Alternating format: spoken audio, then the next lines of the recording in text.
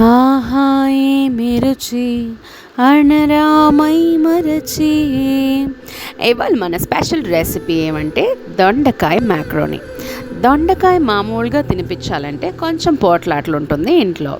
So ఈ dish మీకు ఆ ప్రాబ్లమ్స్ ఏం లేకుండా స్మూత్ అండ్ హ్యాపీగా తినిపించే ఒక మంచి డిష్. ట్రై చేయండి.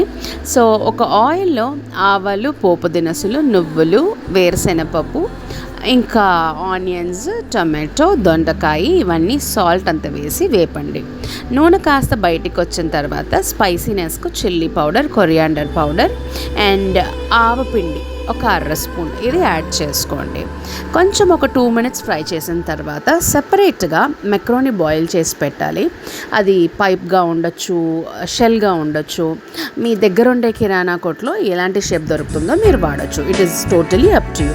సో బాయిల్ చేసిన వీటిని దొండకాయ మిశ్రమంలో కలిపేసి ఒకసారి సాల్ట్ చెక్ చేసేసి కొత్తిమీర కలిపి దించేయండి. Try it.